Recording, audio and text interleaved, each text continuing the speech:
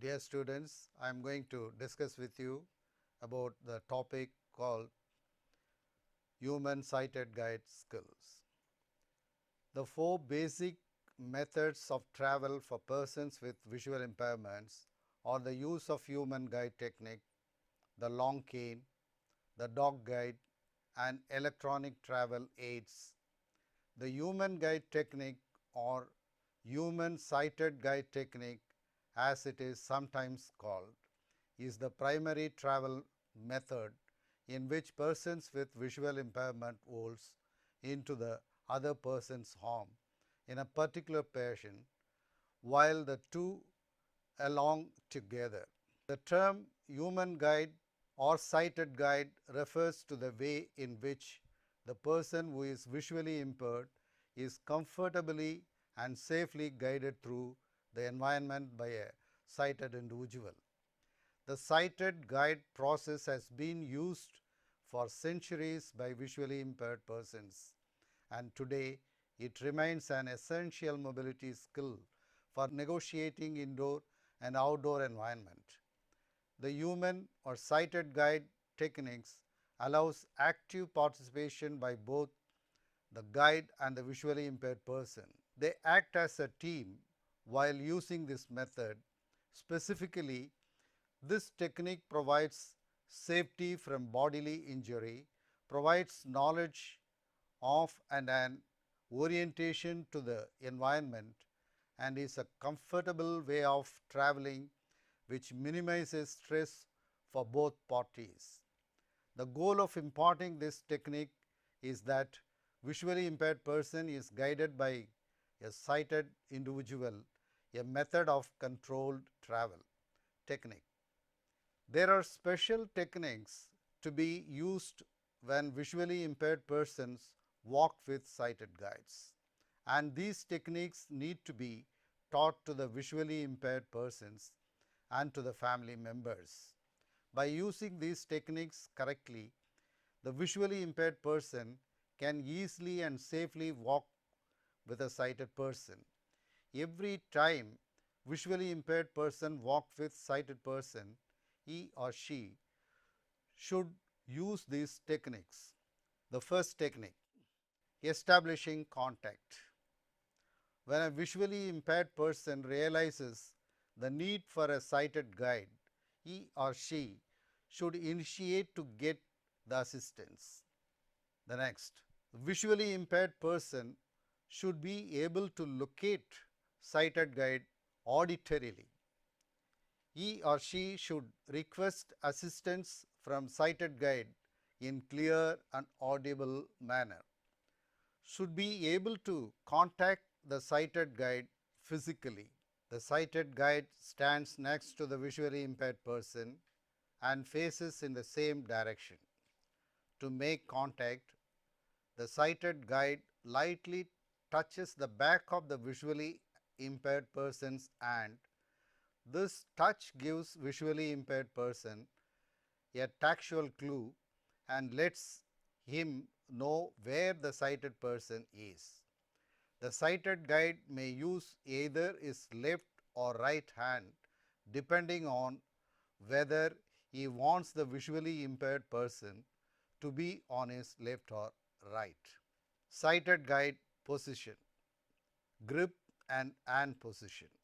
Having contacted the sighted guide by physically The visually impaired person should have to face the same direction as the guide. The visually impaired person uses his or her hand to follow guide's arm until he or she finds the elbow. The visually impaired person holds the guide's arm slightly and gently above the elbow, so his or her thumb is on the outside of the guide's elbow and his fingers are curved to the inside. The grip should be tight enough so that the visually impaired person does not lose contact with the guide as they walk forward, but not so tight that it is uncomfortable for the guide. The visually impaired person should position his body a half step behind the guide. This is important because it allows the guide to know the exact location of the visually impaired person at all times. Speed control. The visually impaired person should maintain the body relationship half a step behind and also to follow the guide comfortably. You should keep in mind by following the guide's movement at all times. For proper and coordinated movements, the visually impaired person should maintain normal gait. He or she should be very sensitive in receiving information through guide's movement. He or she should follow the guide's directions for implementing additional travel precautions as necessary. While negotiating turns, avoid the objects and other pedestrians. Whenever the guide takes turn, the guide should turn towards the visually impaired person so that the visually impaired person could easily understand the movement and avoid collision with objects or persons. Some cautions.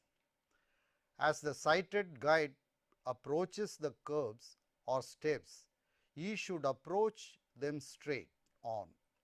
If the guide approaches the steps from the side, the guide gives a false clue to the visually impaired person who may trip walking in narrow space.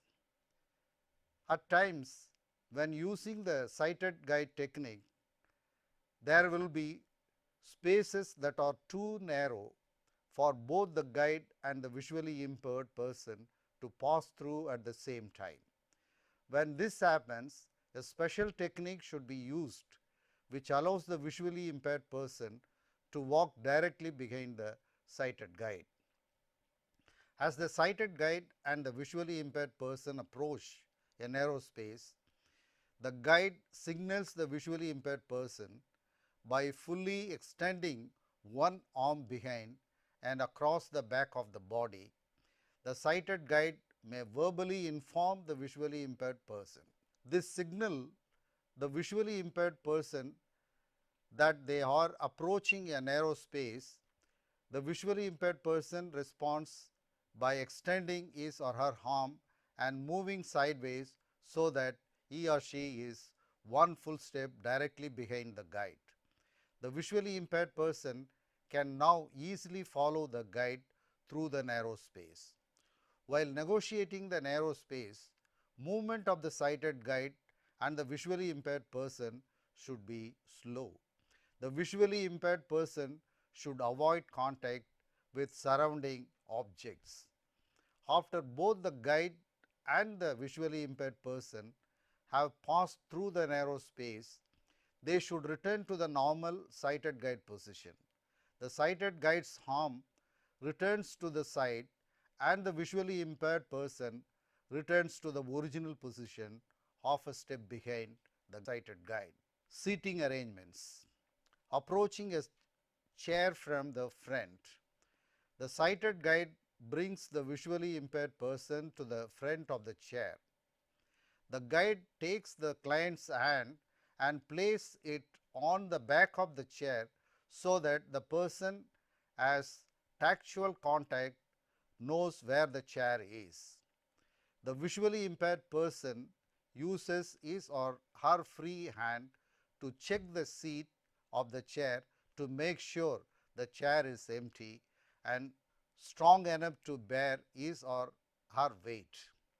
The visually impaired person, still holding the back of the chair, turns around and steps back until the back of his or her legs are touching the front edge of the seat. The visually impaired person sits down while still holding the back of the chair to keep it from moving and using his or her free hand to locate the side edge of the chair to check if he or she is sitting in the middle of the chair. Sitting at a table, the visually impaired person must pull the chair away from the table before moving to the front of the chair to sit down. After sitting down, must check to be sure that he or she is sitting straight with the table. This is done by simply placing both hands on the edge of the table and moving them slightly to the left and right. Ascending stairways, ascending, climbing up on the stairs safely with a sighted guide is a skill or a technique. The guide should stop directly in front of the bottom of the stairs. The visually impaired person should be half step behind the guide. The sighted guide tells the visually impaired person that they are at the bottom of the steps. The guide should inform the visually impaired person when he is about to ascend the steps. The movement of the guide's arm as he steps up will also indicate his intention. As the guide steps up the first step, he pauses so that the visually impaired person can take a half step forward until his or her toes touches the edge of the bottom stair. The visually impaired person now knows the exact location of the step.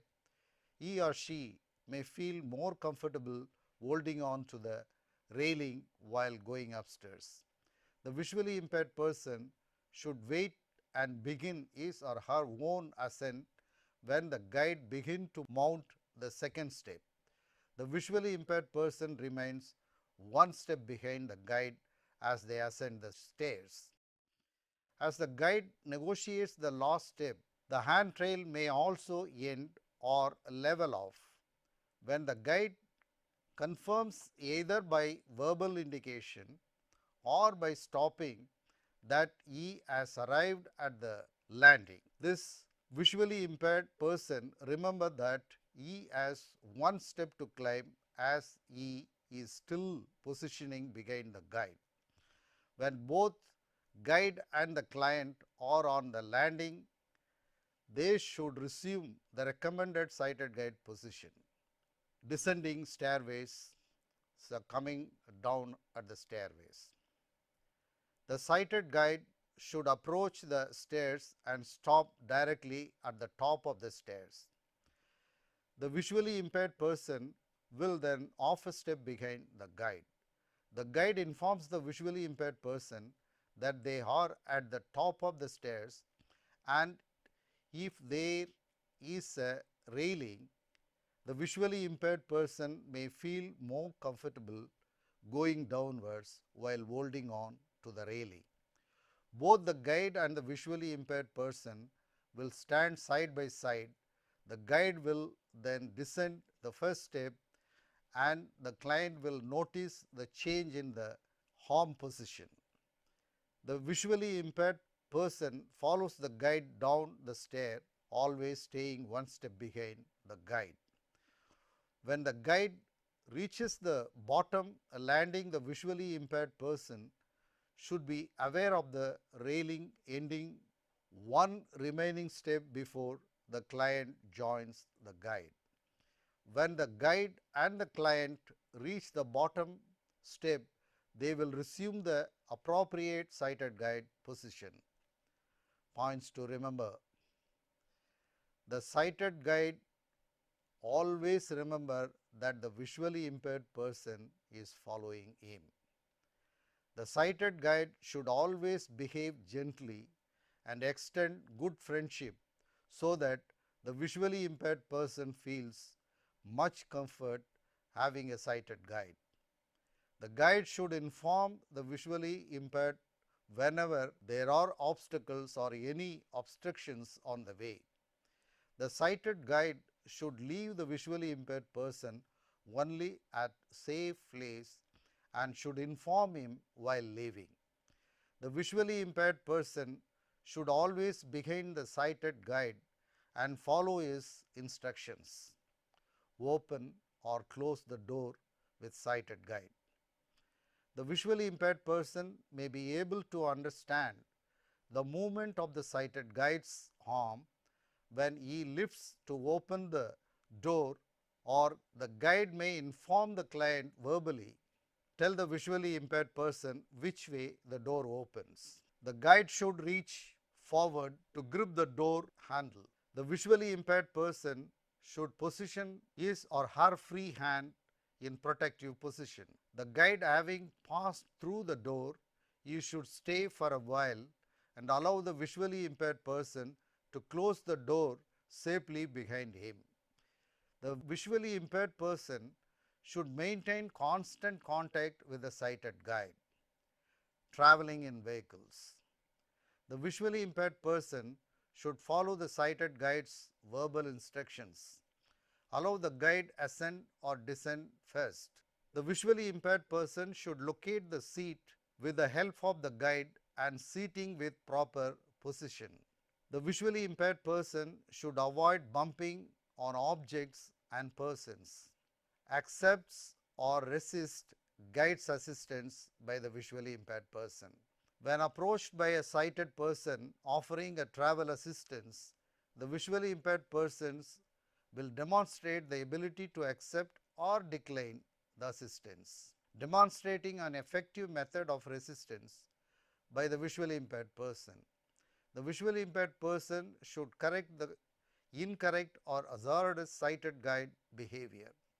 If the sighted guide's behavior continues to be inappropriate, yet the visually impaired person required assistance, he or she should implement the process known as Hines Break technique.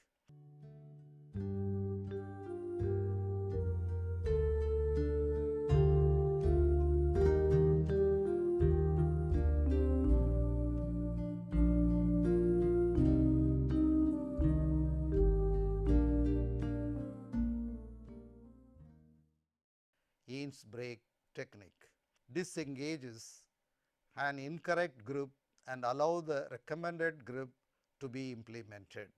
Dear students, now I shall conclude this topic. Now you know that guiding visually impaired persons by sighted person is very important in environment.